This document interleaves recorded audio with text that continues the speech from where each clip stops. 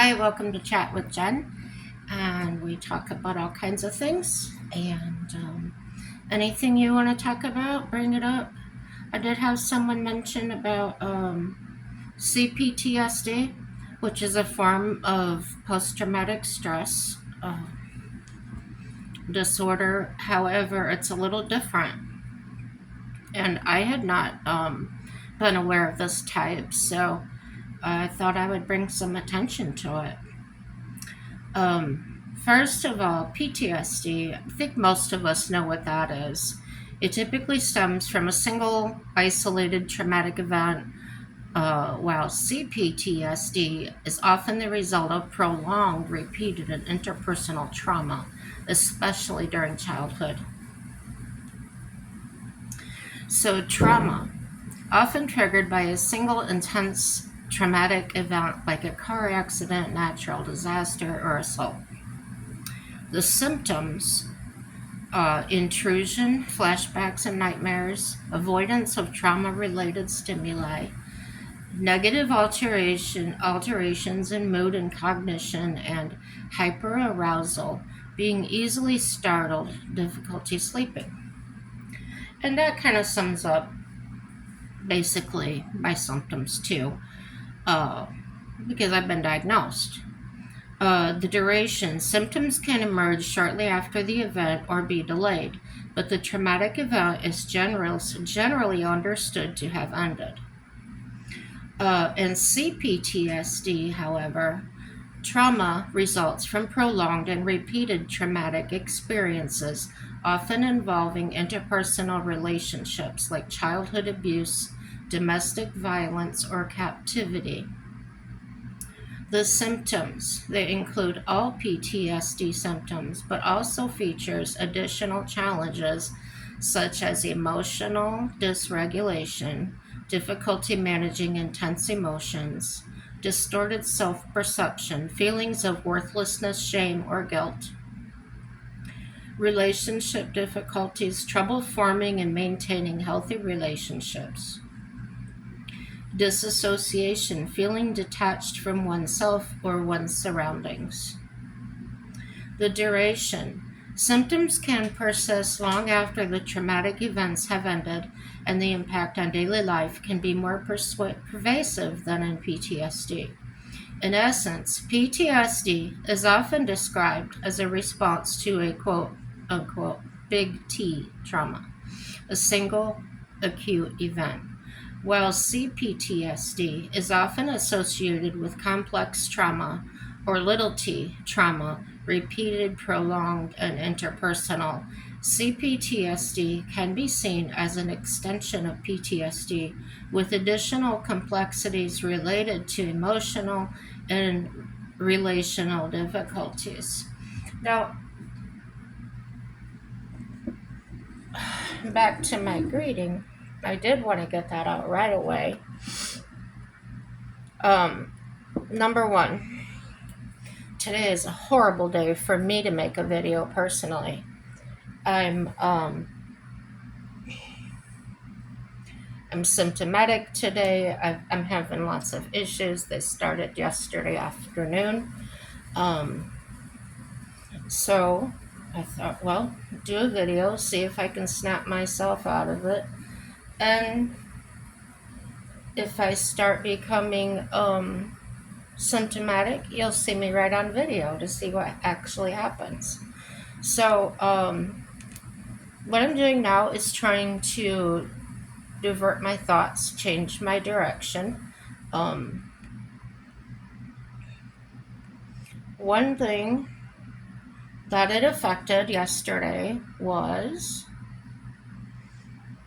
missing an appointment. That was a consequence of the mental illness. And it's an appointment that I really needed to keep. It was with my psychotherapist. Some physical things have popped up. One of them is my whole body is swelling like mad in different places.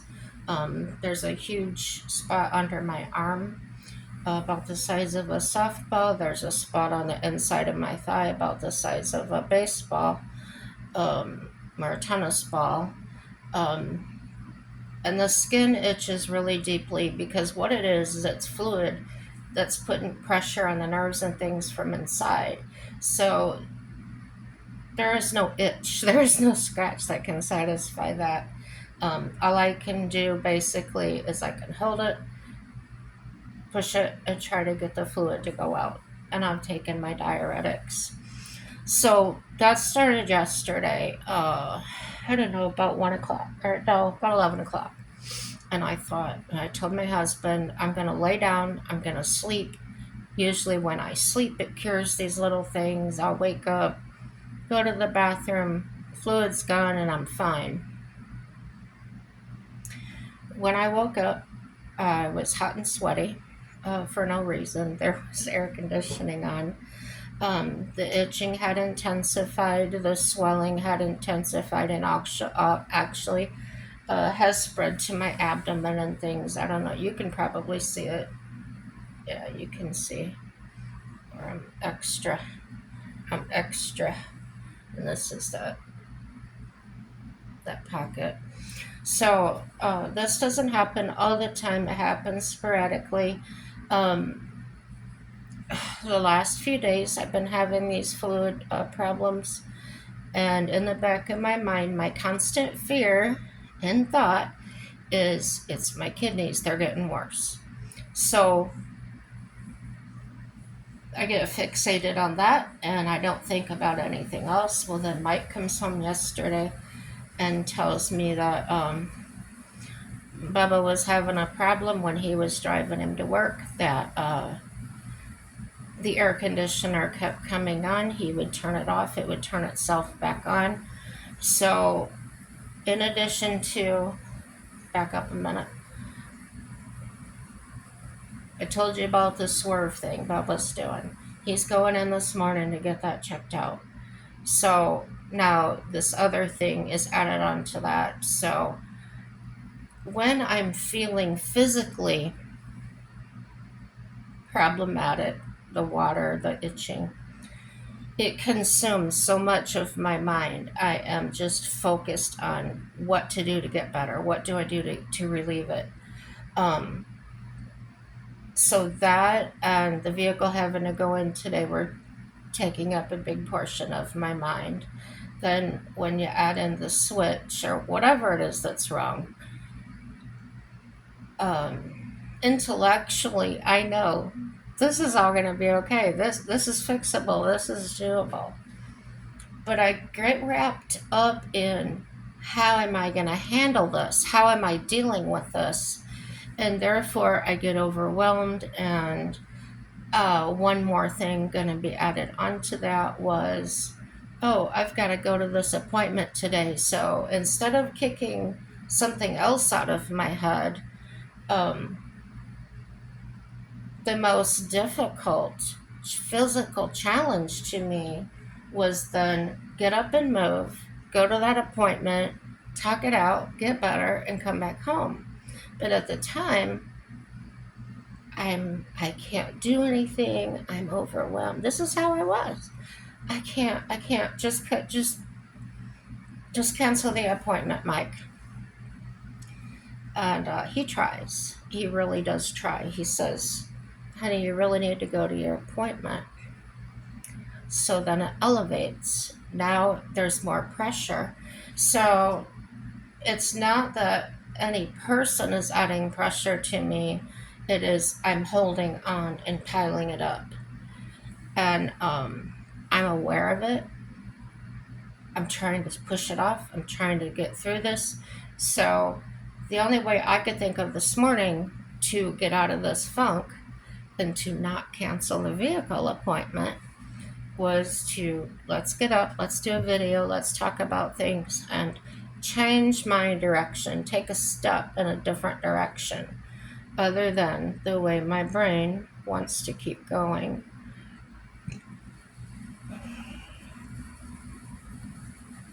So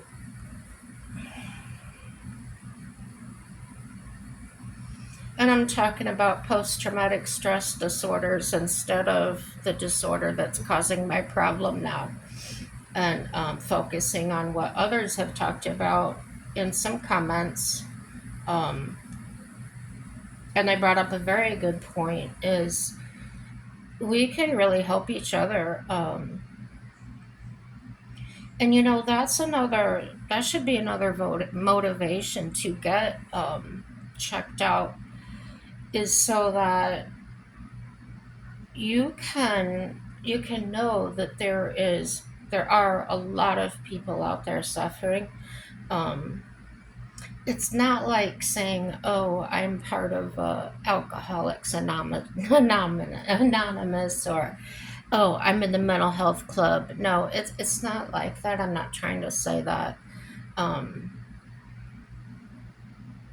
the biggest thing, I don't want to say the biggest thing, the most often suggested to me has been group therapy. I can't do it. To me, it would feel like an AA meeting or something. And because I'm hypersensitive, because of the way I process things, if I were to sit and I can listen to one or two people at a time, and because my empathy just comes out, my sympathy comes out. I really don't have a filter on that, so it's automatically free flowing. If I were in a group setting, in my opinion, uh, I would be so overwhelmed by what other people were going through, or what other people are challenged with, that it might send me backwards. I might just totally drop all my tools and um, use the phrase "a wig out." So yeah, this video thing is about like I can handle, and what I like about it is people can leave comments. They can leave what they want to share with about themselves, and I can look at it when I want to, when I can handle it. I can respond to it in a proper way, the way I really mean it, instead of just something off the handle. How I said sometimes we can just react automatically when it shoves somebody away, mentally or whatever. And sometimes the way we do that is with a comeback, with a snapback, with an expression. Um,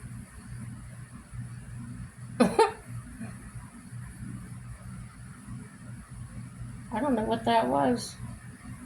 Oh, it looks like a chip on my nail polish. I did do them the black.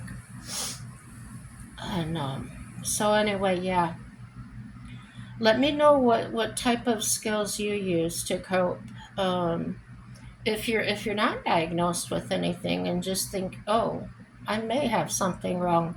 Um, Talk therapy, psychotherapy is a good way to get all this out, to filter it through somebody. Um, and like I was talking in another video about how certain phrases can give you a sense of stigma, be grouped in with people that you may think less of or you're afraid of. For instance, my example of visiting the psychiatric hospital, state mental hospital, I had this preconceived notion that if I go to see if something's wrong, if they're sending me to counseling or whatever, which they did in school, um, I'm going to be associated with those. So that was so intimidating to me. I would shut everybody out, not tell anybody anything, in order to preserve and protect what I had.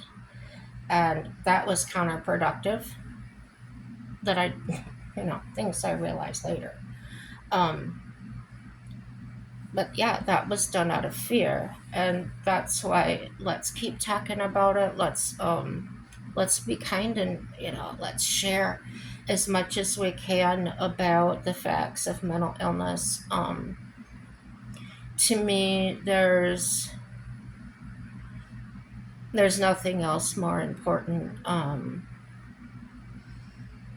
Without the mental illness checks and things that I've had, how would I be able to live with kidney failure and heart failure, and knowing I'm on disability, and that normally people on disability usually die within the first 5 years.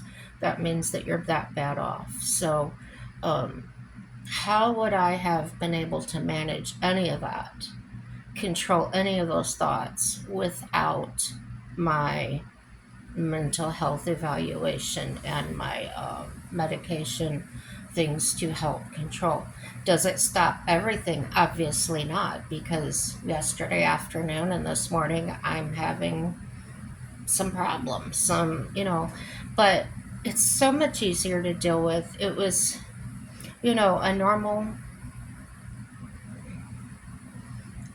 let me see, what am I calling normal? Everybody has ups and downs, and they probably go between here and here. Ups and downs, ups and downs. Someone can stay here for a while, then go up for a while. Those are pretty normal range, okay? A person that actually has a problem, let me say, back up a little bit. Everybody's narcissistic, everybody's got mood disorders, everybody has all these things, okay? What makes us different, okay, is we're not different. That's what makes us different. We're not different. What's happening though is the chemicals that create emotions and things are a little different than another person. So ours might go up here and stay up here, and come down here or go down here. And then that's what they call, if you go way high and way low, that is a bipolar personality. Those are usually the people. I have a friend that's bipolar, and she's rapid cycling, which means between the low and the high can go very quickly. She can be happy and talking normal, everything's fine for about 15 minutes, and we're playing cards, everything's going normally, and then I'll feel like she's staring at me, and I'll look up and her total facial expression has changed, her mood has changed, her attitude has gotten negative, and saying things. This is a totally made up scenario. Um, what I'm saying, she doesn't actually say, but well, maybe. I just try not to get too personal about her. Um, it could be something like, why are we doing this? This is such a waste of time, and da da da da da. So the mood went from, oh, this is nice, we're having fun, isn't this fun getting together and playing cards, to, this is the dumbest thing, we should be doing something else, okay? So, way happy, negative, negative, negative, until they bottom out, and then we quit playing cards or whatever, and we're sitting there with nothing to do. Well, then they'll come back up here and say, well, we may as well play cards, there's nothing else to do. So that's an example. If you do that, that's not necessarily a bipolar thing. That's just my way of trying to describe how the bipolar can change. Working with these individuals is very difficult. Um, Trying to think. I worked with a lady that was borderline bipolar, and most of hers was she would get really fast, talk fast, move fast, and then she would slow way down. That was her mania. That's they call it mania when you go way high and way low. So it could be reflected in your energy, in your speech, in the way you move, um, in the way you act, and the way you think. So what I've said before about the color red, and there's all these different shades of red. One person can be bipolar, that color red, but how many different shades could that person possibly be? Each individual have a different shade. So to me, the world of psychiatry, psychology is vast. And even though a doctor can diagnose, which is still very difficult to diagnose someone from what I understand, um, like me, for example, I show signs of PTSD. I show signs of, I'm going to call it bipolar because it's what they used to call it. But that's my major depressive disorder. A major depressive disorder, I think I've explained before, is I can lay down, I can stay in bed for days and not want to do anything, not want to get up, just uninterested in what else is going on in the world, have no interest whatsoever. No, I don't have those anymore, thank goodness. Um, Major mood disorder, that really revealed itself yesterday and last night and probably this morning, even though I haven't had anybody to, my husband isn't up yet, but it could reveal itself. The mood disorder is, my mind is thinking, cycling about all these other things, the vehicle and everything else. It's spinning over here, okay? While over here, we're going a lot slower thought and smaller thought, which is, I need to get dressed. I gotta do this and gotta do that. That's on the smaller wheel. But the bigger problems are on the bigger, faster wheel, so they're cycling faster. When I know this is weird, but what happens is my slow gear and my fast gear will get caught. And while they're trying to untangle, my thoughts are trying to untangle, if I can see myself being this way. Okay, it's not if. I do see it. I do see that I'm breaking down, but I can't stop it. It's like having a car with no brakes. You see everything that started it. You saw the hill coming. You knew better than to go fast, or whatever it was. The consequences, and this is what I'm facing, is the consequences of not getting it in check yesterday, not going to my appointment, and I know this. But like I said before, we're all going to do that. We're all still going to resort back to a tool that we don't have anymore. And that was my tool. Avoid it. That was my big tool before I got the new tools and got into counseling, okay? Avoid it. Hide from it. Disappear. Which doesn't solve anything, and I would usually end up feeling worse. So the way I feel worse today, confession time, is I really do like my psychotherapist. She's a great doctor, great at what she does.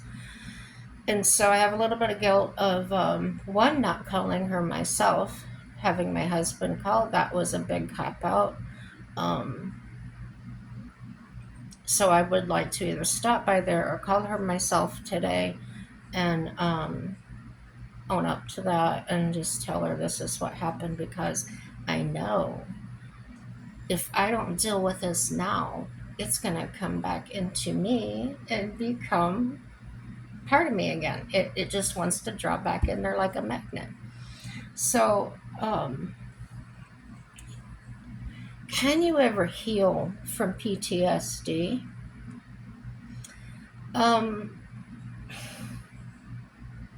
Some say yes, some say no. Here's one. This is absolutely possible. But for many people, the CPTSD is a lifelong condition. The psychotherapy, that's what I'm in, psychotherapy. The CPTSD person is going to psychotherapy as well and medication as well. But all it can do is manage their symptoms. Sometimes I feel, oh, my PTSD is going away. I'm normalizing, I should say, normalizing for myself. Don't hold the stick up to somebody else and say, oh, I should be like that. No, don't do that to yourself. That's worse. Um,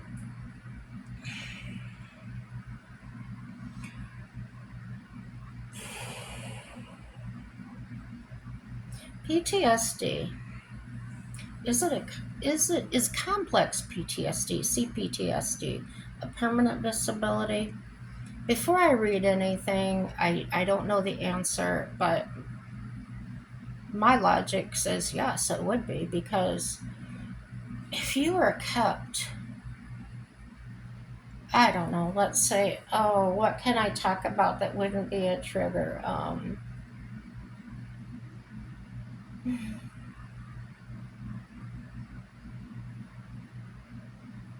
I'll just say the mildest form of it. My parents wouldn't let me do anything, wouldn't let me go anywhere, grounded all the time. So that's not a physical abuse or anything. So, like I said, I'm trying to keep it very generic, very vanilla. So I grew up that way. I was that way 18 years. So that would be a prolonged lifetime. Brain didn't learn any other way of dealing with things, or that there was any other way. So that would be complex post traumatic stress disorder. And it's a serious medical condition which can be categorized as a lifelong illness. There you go. In some cases, employees diagnosed with CPTSD silently suffer during their daily work life. And here's something I touched on the other day, but now I'm looking it up.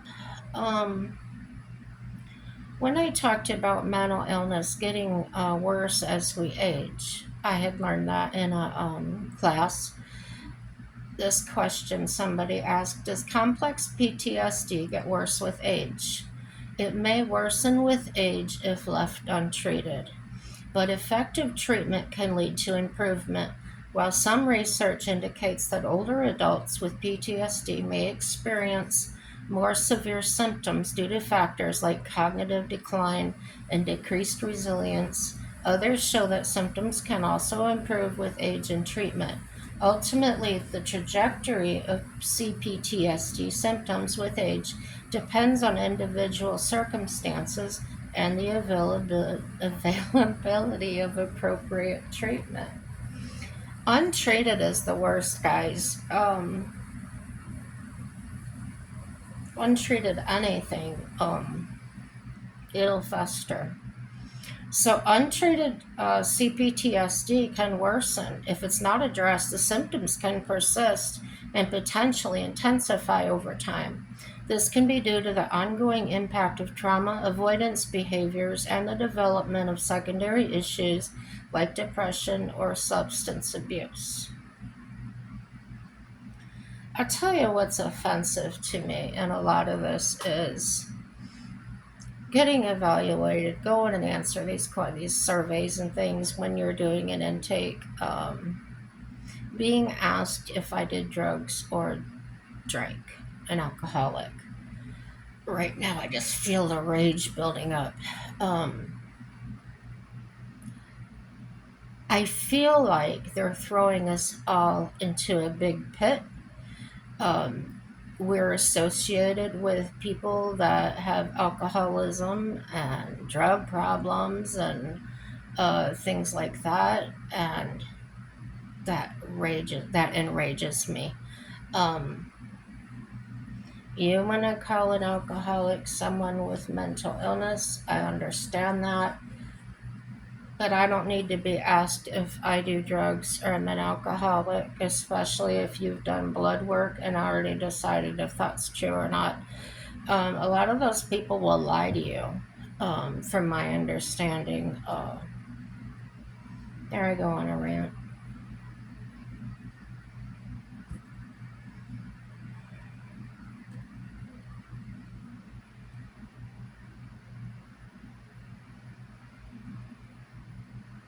Yeah, a lot of this stuff I'm not going to read, guys. If you want to, it can be triggering. I'm not going to lie. I would say lie. I'm not going to sugarcoat it. That's a better way to say it. Um, but yeah, I just typed in complex post-traumatic stress disorder on, what's this, Google, yeah. And so on my agenda here today, I've got to get with it. I'm really struggling, telling myself no matter what, everything's going to work out for my good. It's a tough day. Thoughts not having the impact that I want it to. It's still impacting me. Well, the other things have never impacted me as far as saying, "Oh, you gotta have that positive mental attitude." No, um, in my mind, that's giving me another thing to do, and I don't want to do more. I want to feel better. I want to be able to do the things that I need to do. So it's kind of, to me, it's more of a passive way of getting through it, just by saying, no matter what you do, it's all going to work out for your good. It takes the pressure off. It's not saying, well, if you don't do this, it's not going to get done, because I already know that. Why tell myself that again and again and again? I can focus on saying everything's going to work out. While I'm saying that, it takes the pressure off. It takes all the angst out of it, and before I know it, I'm up, I'm moving, and I came in here to do a video, and I want to tell you what I'm going to do next, but if I do that, it's pressure on me. So I hope this gives you a very good example of what it's like, what an opportunity I turned this bad day into, sharing it and hopefully using it to promote something good for somebody else. Share with us your tricks, your tools, whatever maybe you use to get through the day, and how do you handle it when it feels like you're losing to the problem. And yeah, sometimes I'll just sit here, listen to music.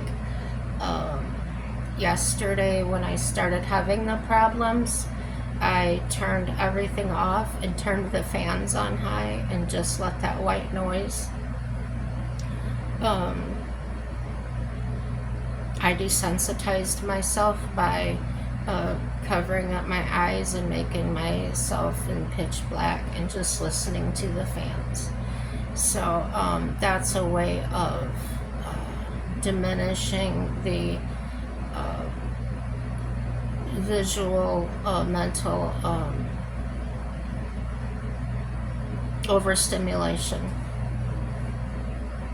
I know some people, I don't know if it's the same thing, but I know some people have said that they use white noise, that seems to help them.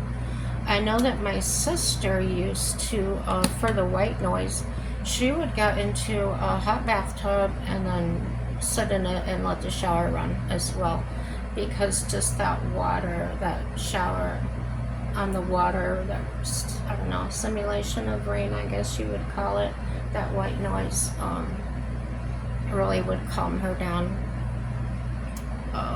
Let me see what else. Yeah, share what your ideas are, what you've done. I don't necessarily like reading everything from the internet. While I can get some ideas of what's going on, I would rather understand myself rather than take and apply what somebody else said and apply it to myself. To me, that's not an authentic me. That's trying to put a label on something that doesn't need a label. I don't necessarily need to name it and let it become part of my family, so to speak.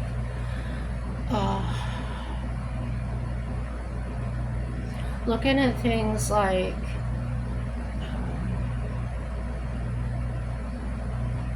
I don't call it a major mood disorder all the time.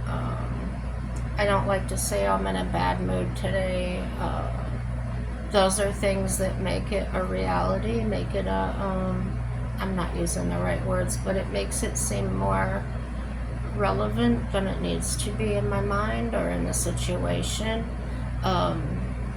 If I'm starting to feel that way, I felt it yesterday. My husband was right there, standing way too close into my space. Not his fault. He wasn't doing anything wrong. But I couldn't get the words out to say, back up a little bit. He was trying to help me with the itching. I had all these things going on at the same time.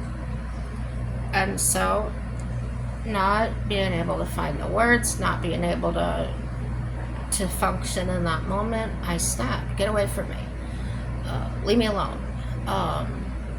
Which totally would confuse someone because I just said, help me. And like always, within 5-10 minutes, I'm practically in tears. I'm sorry. I did not mean that. I did not. This is what I'm frustrated with. You probably sense my frustration. It's, I needed that meeting yesterday with the therapist.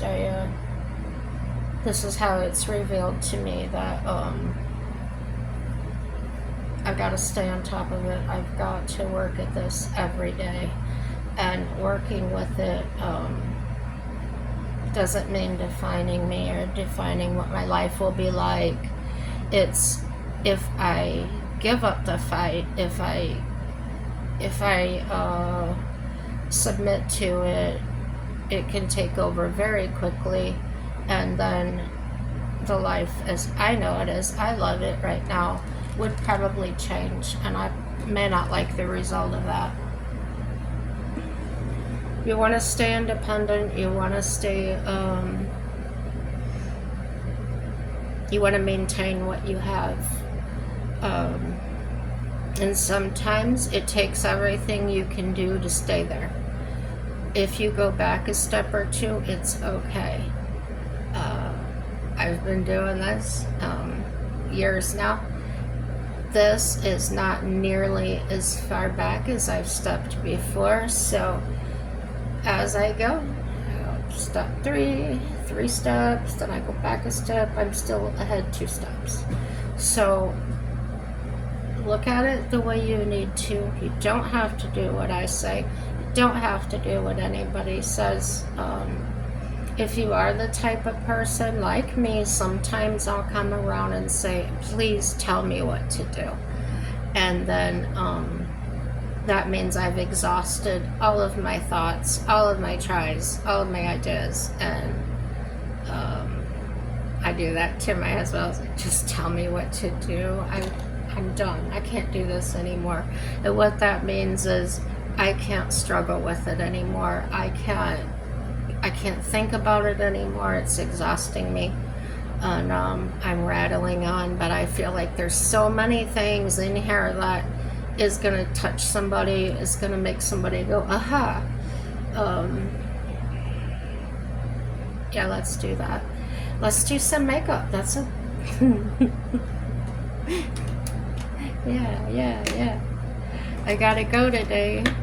So, surprise, that's one of the things that I said, oh, I'm gonna do that, let's do that.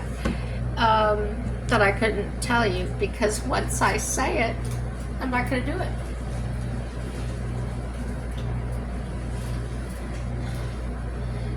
Oh, what'd you call that? When I was younger, my mom used to say, Jennifer, you're being obstinate. And I know I am. But I can't stop it. So I'm trying to get my mirror adjusted here. I put it on this little box to raise it up. And I think that I'm just going to do some, see, where am I going? I'm going to the mechanic with my husband, so I probably don't want to wear a lot of makeup, but I just want to look professional, right? I get to use Big Papa mascara. And this is the way I kind of get motivated, you guys, is I just say, oh, this is what I get to use this, or I get to do that, instead of making it a chore like, oh, I have to do this, or I have to do that. I get to, like last night I got in my shower, I get to use my Paul Mitchell products. I get to do this or that. Whatever it takes to get motivated, to get myself going, to get out of that funk that started. Yeah, whatever it takes. And no, don't do drugs. Get your legal drug, your caffeine or something, whatever you can have.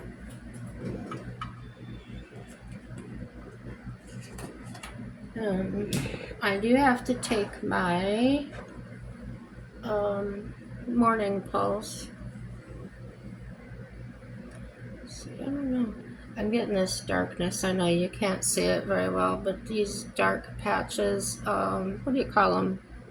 In your skin ages, kind of like age spots.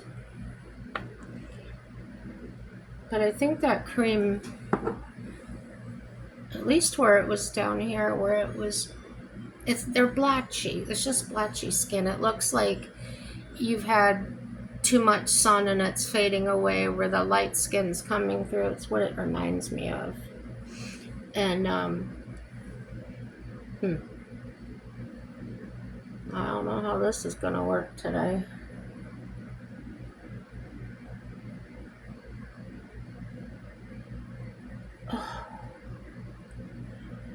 I don't know. I don't think it helps the appearance of these bags whatsoever. But I think it evens my skin tone out a little bit. Eyelids are so darn dark from the constant filling with water and going back down.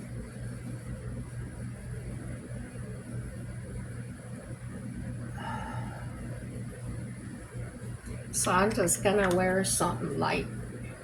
I really am. Let's see, what do I got here? Oh, I got this pretty gold color. Let's do some of that. I gotta hold my eye.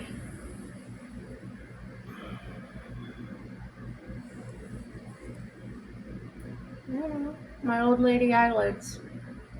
All creepy. They don't want to be still. So I gotta stretch them out a little bit. Get this eyeshadow on. Not bad. Not bad, not bad. You probably can't see any of it.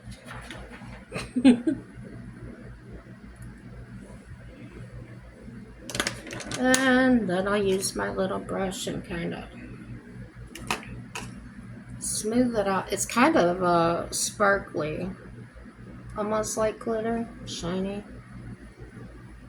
So I just smooth it out and make sure I don't have any high sides or something.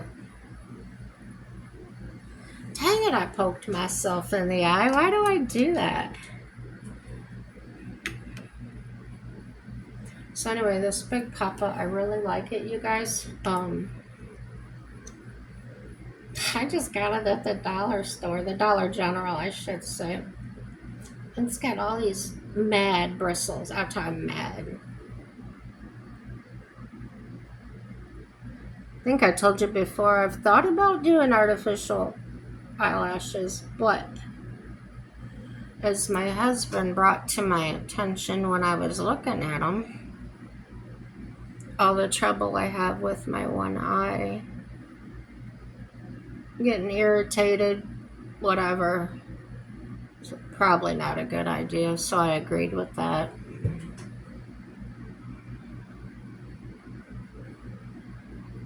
But it does, it'll find all those little bitties.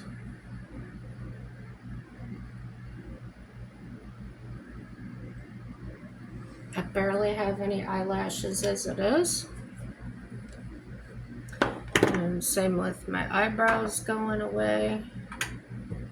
I did have an eyebrow pencil. I think this is lip liner. I do. It is, it's pink. Woohoo! It's pink. So that's not gonna work too well. Yes, do I dare do it? This mascara?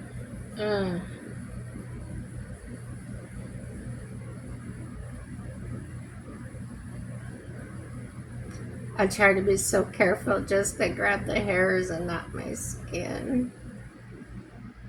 Yeah, that's alright. It's this eyebrow here, it's like practically non-existent. I don't know why. When I was younger, man, my eyebrows used to be so big and bushy. I used to have them plucked and that all the time, and then I think when I got into my 30s or 40s, I didn't have to do it anymore. Nope. So, yeah, see, I thought I had a sharpener here too. I probably do. It's probably just buried in one of these cups somewhere.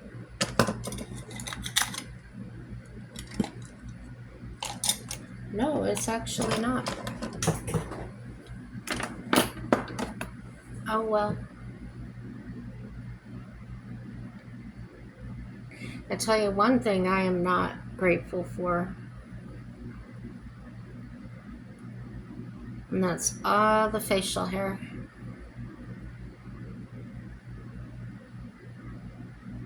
I went away from my eyebrows and that, but it's coming out everywhere else, right? So then on top of the gold, I guess up here, I'm going to put some of this peach. Just for kind of balance out my color, my skin color.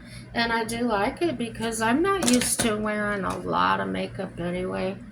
Usually if I go karaoke or something, I'll put it on a little bit darker color, but it's been kind of a learning curve trying to figure out what to wear at my age, what's appropriate. I know people out there do crazy stuff with their makeup. My craziest thing is my dark purple hair. And I didn't like it as bright as it was. I don't like to necessarily stand out. Hey, look at me. I like to look nice. So if you do look at me, it's pleasant to look at. Yeah. Not necessarily wanting attention, but people are gonna look at you regardless. Yeah, you can really see that dark spot when the makeup hits it. Like I said, it just looks like, oh, maybe you have it. Maybe you've seen women that have got sun in here all their life and their skin just kind of discolors after a while. And the sun spots show years later. It's like that. Yeah, that's about all I'm gonna do. Brush this out a little bit. Tone it down. It's a little bit shiny for my taste. But yeah, just a little something, something. I'm gonna put all this stuff away and you guys, we did it. We got through that hump, over that hump where I wasn't gonna do anything. I was just gonna fade out, fade away. That's how I got motivated. I got motivated without motivating. But yeah, for real, sometimes you just gotta figure it out. You gotta figure out, hey, what's gonna work for me today? And if you already knew this stuff, congratulations, because some of us didn't get the memo. Or like me, I was so busy trying to do everything else for everybody else. I didn't get that that inside. I'm thinking I'm gonna go ahead and curl my hair, and I'm not gonna say anything else, because right after I said that, I thought, no, I'm not gonna curl it. I'll get back to you in a few minutes. That's the end of part 1. Come back for part 2. Happy day.